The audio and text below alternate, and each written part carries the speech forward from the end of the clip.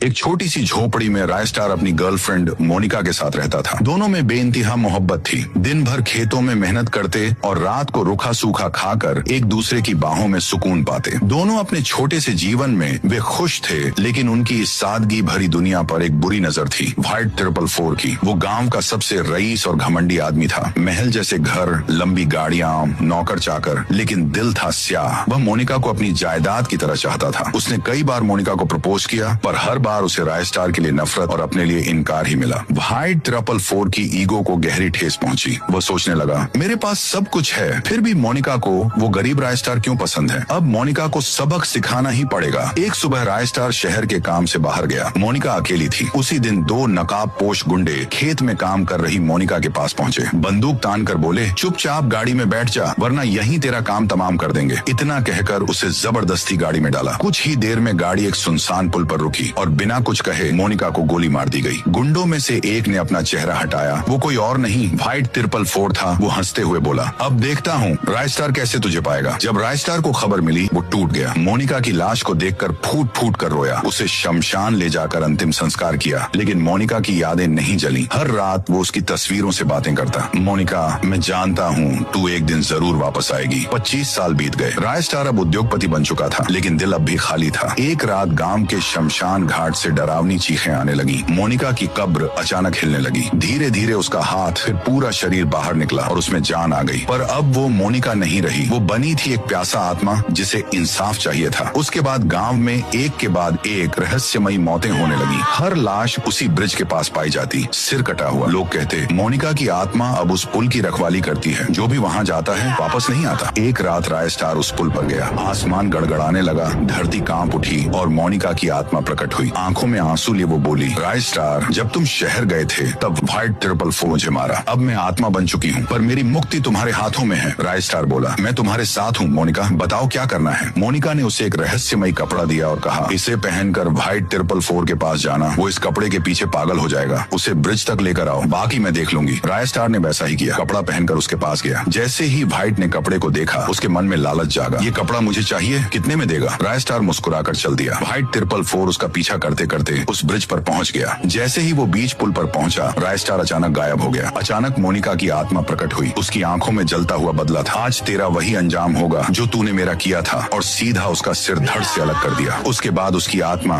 धीरे धीरे हवा में गायब हो गई।